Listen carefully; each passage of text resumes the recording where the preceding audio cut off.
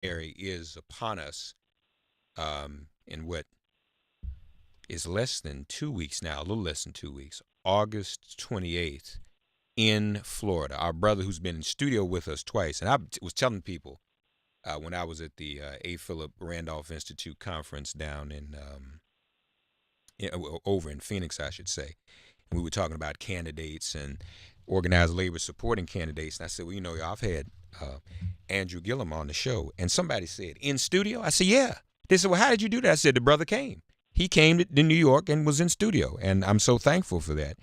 Um, Here he is once again, less than 2 weeks out from the Florida gubernatorial primary, our brother Andrew Gillum. Andrew, good morning, man. How are you? Good morning, Mark. I'm doing exceptionally well, brother. Thank you so much for having me on, and just want to add my voice of belated happy birthday to the indefatigable and incomparable Congresswoman Maxine Waters, because not only does she look amazing, she is in as best fighting shape as we've ever seen, and That's quite right. frankly, is practically single-handedly trying to save the idea of democracy for the rest of us. Yeah, So yeah. I've got nothing but love for the Congresswoman. No question about it.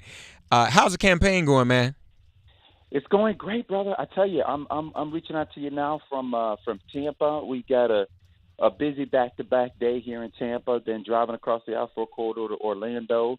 Then back to Tampa tonight. My family will join me here late tonight because tomorrow we've got a big rally taking place here in Tampa with Bernie Sanders in the morning. All right. And from there, we'll be headed over to Orlando and doing another Orlando rally with Bernie Sanders. And then in that evening, my good friend Angela Rye will be joining me on the ground here in Florida. The campaign will be joined by actor Jussie Smollett on Saturday morning. We're going hard, brother. We feel good, though. I tell you, I'm exhausted, but I could not be more exhilarated around what opportunity exists for us on August the 28th to win this thing. I think we're going to shock the establishment like they haven't been shocked in this state before by coming from the least funded campaign, but I believe the most passionate of volunteers, and I believe the most progressive and clear ideas for moving the state forward. That's the campaign that's going to win.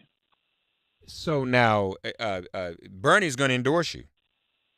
Yeah, he's endorsed me already and is going to be joining me for a Get Out the Vote rally. I'll tell you, when we secured his endorsement, we weren't all the way sure that he would actually get on the road and travel into state. And they reached out and said, Senator Sanders wants to come to the state and do a few events with you. Mm-hmm. I said, well, he is more than welcome. And I failed to mention that Khazir Khan, the Gold Star Oh, family yeah. that became pretty well known after the DNC. The DNC speech is also going to be campaigning with me in Tampa on Saturday. So we're fortunate to have him, and then he'll break away from me and do a couple of events on his own as a surrogate for the campaign. So we feel the cavalry coming in, but more importantly, we feel the energy on the ground. Mark, over the last month, and including just, 2 days ago, we got two different straw polls back. These are polls of people on the ground at events.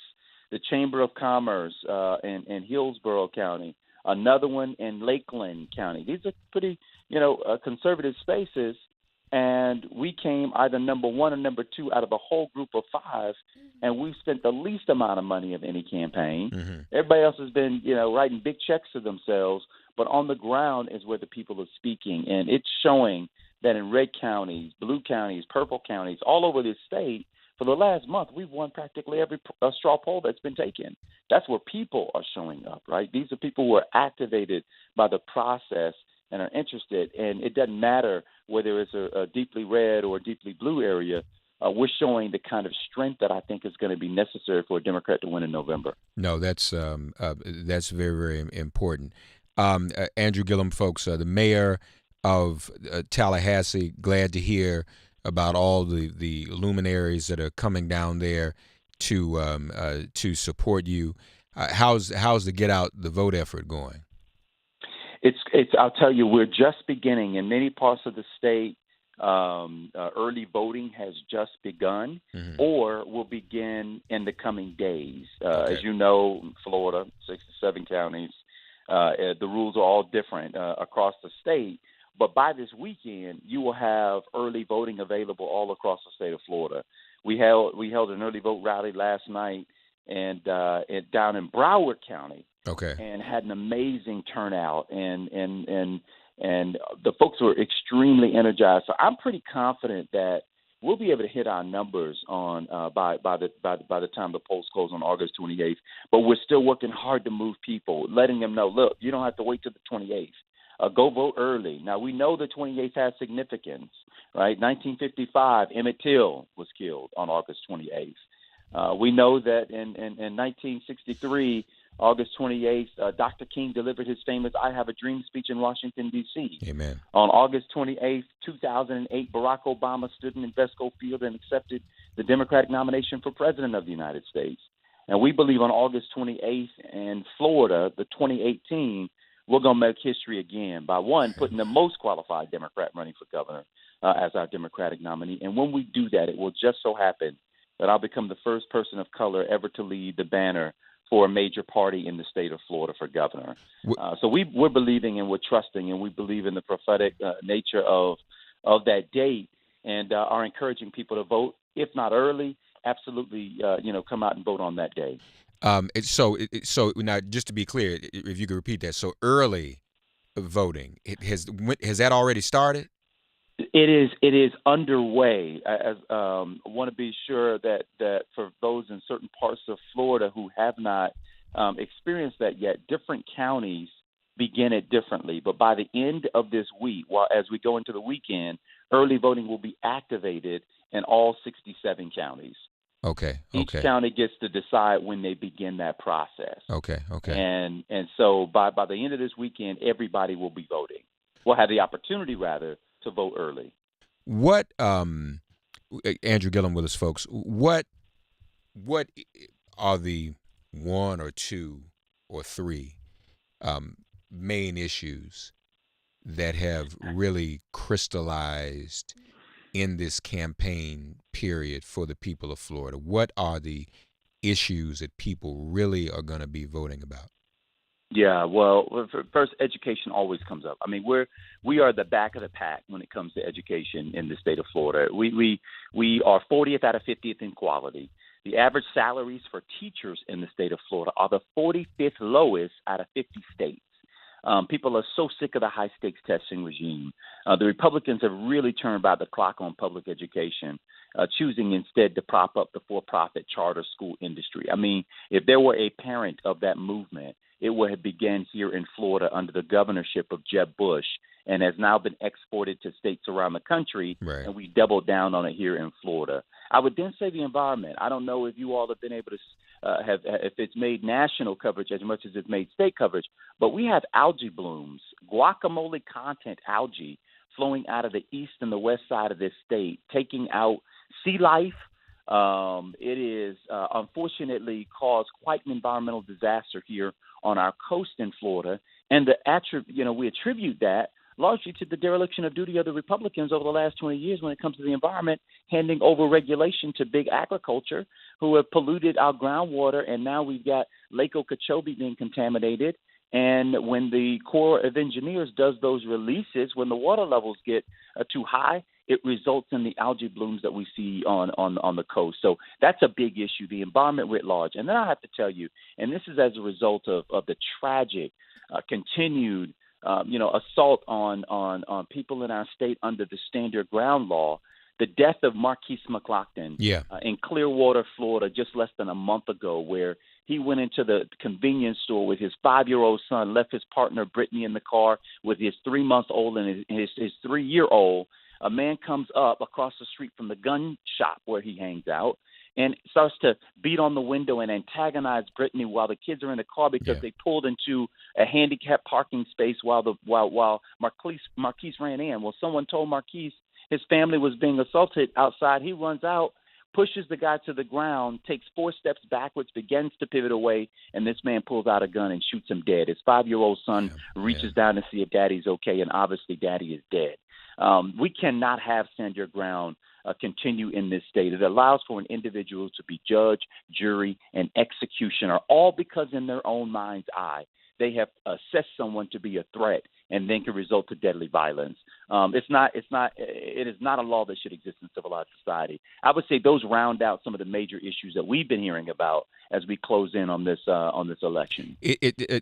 Andrew, is this stand your ground issue also resonating with non-black voters? I believe that progressive whites who also, understand, and I try to make it plain here in the sense that stand your ground does not make it safe for anybody. Mm-hmm. I mean, it makes it less safe for society. It makes it less safe for everybody. And it's completely unnecessary. We already have castle doctrine in our state. If someone tries to come into your home or on your property and you can do what you need to do to protect your family from harm's way. We have decades of common law, case law on self-defense, where in public spaces people have to resort to defending themselves. There's case law on that, and much of that is protected if you have to take actions to keep yourself safe. What Stand Your Ground does, however, is it allows for someone in the own recesses of their mind and imagination to say, oh, I've assessed this person to be a threat. It allows, as in the case of Trayvon Martin, and again, in this case, for a person to be the agitator, to go up, poke the bear, agitate the bear, facilitate the conflict. And when somebody responds, you have the ability to then claim stand your ground and snuff out somebody's lives. Yeah. And prosecutors around the state, Mark, are complaining about the law because they have known violent elements in community. You may have gang member on gang member. Both are packing. One happens to pull out the gun first and snuff out somebody else's life, and then the one who did it claims stand your ground because the person they're opposing does have a gun, but they both have criminal intent. Yeah. It's a bad law. I remember during the Trayvon Martin tragedy, someone, a guest I had on the show, told the story. I don't remember the case. We might need to get somebody to look that up, and it might be a good anecdote for you to use. Told the story about how even at one time there were two individuals that had a beef with each other. And one individual lured the other individual to his backyard, leading him to believe they were going to squash the beef. But in fact, brought him over there, started the argument over again, and lured him there so he could shoot him in his backyard and then plead stand your ground. So, all this got to be done away with. And guess what, Mark? Now understand your ground in the way that the Florida legislature has strengthened that law. Now you don't have to lure anybody anywhere. In the shared common spaces of society, in a convenience store parking lot, at a grocery store parking lot, on a street, in a sidewalk, in a neighborhood, which was the case in Trayvon Martin's situation, you can still stand your ground in spaces that are common spaces. Yeah. Castle Doctrine says if you're at my house and you intend to do me harm, that I'm allowed to take whatever action necessary to protect my family. Yeah. And now you've extended that into the city streets. And it's dangerous. It's dangerous for everybody, not just people of color, not just kids, not just little black boys. It's dangerous for the entirety of society for people to be able to act with that kind of impunity toward the law. Yes, sir. Yes, sir. Andrew Gillum, folks, running in Florida. So the hour is nigh. What are we? Is it 12 days out? Is that it? Oh, man, yeah. And I should say we are about 5 days away from when we can – 4 days away from when we are no longer allowed to take contributions. And so if folks really want to sow a seed into this race, I would encourage them. Join my mother who gives $20 a month on auto deduct. Make a $5, $10, $20 contribution, whatever you can to the campaign because – as a people power campaign, and again, I'm in a 5-way race, and I'm the only non-millionaire. We got a billionaire worth $3.4 billion. We got a couple of millionaires, and we got me. And so we're running this race off the strength of support from everyday people. So if I had a request to make, it would be, please, please, please, sow a seed into our campaign at andrewgillum.com. There's a donate button that's easily accessible. And then I have to say, I don't know a person around this country who doesn't know somebody in Florida. Hello. If you've got the opportunity to pick up your phone and dial into your neighbors, your friends, people who live in Florida, let them know that there's an election coming up on the 28th. Don't take it for granted that people are already tuned in and are following this thing closely. Pick up the phone and say, check my friend out, Andrew Gillum. I heard him on Mark Show, and I want you to go out and check them out, Brother Thompson. And I think that kind of grassroots energy, that kind of grassroots support is what's going to help us make the difference and pull across the finish line. And a five-way race, you don't have to have the majority. In Florida, you just need a plurality. I just need one more vote, more than my next closest opponent, to become the nominee, and I believe we can do that. Beat the NRA, health care for all, $1 billion more for education, ban assault weapons, a $15 minimum wage, restore voting rights for felons, abolish and replace ICE, end stand your ground, clean up our water, legalize marijuana, and impeach Trump. Those are the issues. Lastly, because and forgive me if I know more about this, the restoration of voting rights, isn't that on the ballot too? It will be on the November ballot. That's right. Ballot. Okay. But it is an important thing. A lot of people don't know that. 1.6 million former felons in our state who are right now permanently barred from voting unless they get permission from the cabinet. It's an arcane law. Florida's only one of four that still have that kind of law on the books. And now we've got a ballot initiative that will allow us to automatically restore rights for a certain class of former felon. If it passes, 1 million people will overnight have their rights to vote. Wow. Amazing. And that's exactly what we need. Folks, AndrewGillum.com, Gillum. And I love the G in Gillum because the little hook on the G is a state of Florida. That's bad. Whoever came up with that, you ought to get him a raise. But it's he's wonderful brother. Beautiful family this brother has. Family man, Mayor Tallahassee, doing great things. We need to support our brother. I think last time you were here in studio, we talked about a little bit of the math. This is a five-way race, right? It's a five-way race. Right. Yes, so, the winner, I mean, you can, not to downplay numbers and minimize them, but the winner can, come up with, 30 or 40% or less than 40 in a five-way race and win that, right? Yeah, we fully believe, that it will be less than 40. We think it'll be in the 30 range. And again, in my state, black voters represent, anywhere between 29 and 32% of the vote. Hispanic voters represent about 14%. White voters represent about 48% of the vote. Now, I don't mind competing against and with any demographic. I won my race for mayor in a city that my constituency was almost 70% white, and we won with 67% of the vote. That's not the issue. The point is that folks have power. They need to go out and exercise it. Yeah. Andrew Gillum, AndrewGillum.com, Gillum. Love you, brother. Love you too. I'm here. Thank you now, if we need to talk Mark. again in the next 10 days, I'm here. Absolutely. There's also speaking of collusion and conspiracy, there's currently a collusion and a conspiracy for me to come down there and help you out a little bit in person. Can you come down, man? I'm telling you, some folk are working on that. I got a couple of calls, and so hopefully we can do that. I'm not sure yet. We're going to try to turn that around real quick, maybe next week or close to a couple of Tuesdays from now. So let's keep that in prayer, okay? Absolutely, I will. We'd love to have you. That's See, for sure. Trump ain't the only one that colludes and conspires, folks. Me and Andrew do it too, all right? But we do it on a positive level. We do ours in open. That's right. Ours are in open. I collude with Andrew. He colludes with Russia. That's the difference. So that's man. There it is. Love you, brother. Love to the family. Power to you, man. Hey, Mark, the only thing I would ask is, can you get Omarosa on? I just want to hear a little bit more about this stuff going on. Thank you. you. Rough out here. Thank you. But let me just say this, Andrew. There's this conversation going on now where people say, well, the tape's not important, Mark. We don't need to hear it. We know he's a racist. No, I'm sorry. We need that evidence to continue to impeach his credibility. And Bill Pruitt, the tape surfaced to Bill Pruitt on NPR a couple of years ago, Andrew, where he said he made other comments, ethnic slurs against other races like Jewish people. And I'm just going to say this, y'all. If he's slurring Jews and making anti-Semitic comments, you think the Jewish community don't want to hear that tape? So no, we need to hear all of it. All right. So we've reached out to Omarosa. We'll see what happens. She may be a little evasive of me because I asked her face to face. We got it on video. The video went viral the other day. I asked her face to face, Andrew, in 2016 about the tape, and she adamantly and belligerently denied it.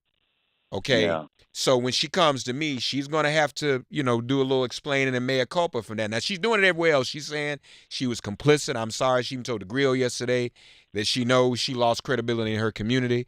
But one-on-one, there's video of me saying Yeah. Omarosa is there tape, and then my follow-up question, Andrew, in 2016 was, if a tape does surface on Omarosa, what are you going to have to say? And she said, I don't even have to speculate about that, Mark Thompson, because I know there isn't. Now, Interesting. what we've not discovered, the Katrina Pearson conversation, I Yeah. need a date on that. When she denied the tape to me, that was October 10th, 2016. So what I'm now curious about is whether the Katrina Pearson conversation, where they talk about covering it up, was before October 10th or after October 10th. So there's a little bit of a smoking gun with me. I ain't playing it that way. So I don't know. I'm hoping she's going to come on and we can flush that out. And it don't have to be hostile. I just want to, as long as she's willing to acknowledge that she said on Meet the Press, I'm complicit, I know, then we can just unpack it and deal with the whole thing. So we'll see. So hopefully she will. And Well, we'll I get tell you, I just think it's quite something that the same personality that this president has helped to create, right, may be part of his undoing. Yeah, interesting. You reap what you sow, as my grandmother used to say, and he sowed a lot of bad seeds. Yeah, and it may be coming home on him. Well, the old saying, Andrew, there's no honor amongst thieves. And to your point about staying your ground, and even some gang members using it against each other, this is kind of a political stand your ground between the two of them.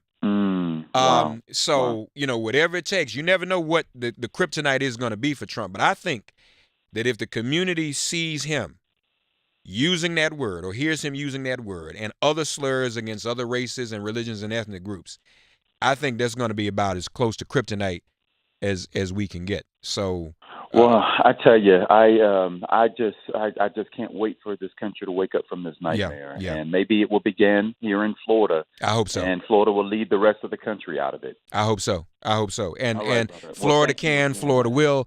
It AndrewGillum.com, brother. We'll talk real soon, and I'll let you know about that other plan too. Okay, man. Yes, sir. Yes, sir. Look forward to being in touch. All right, man. Take it. Andrew Gillum, folks down in Florida. AndrewGillum.com. All right. It's Jorge Jueves. We haven't had Jorge Jueves in a little while, it seems. So we're going to get Jorge in here in just a moment. Sirius XM Progress 127, right after these messages. 20 minutes before the hour. Resistance Radio. Get woke and vote. Get ready for impeachment, too. Happy birthday to Maxine Waters. This is MIP. Whoa, oh, mercy, mercy me.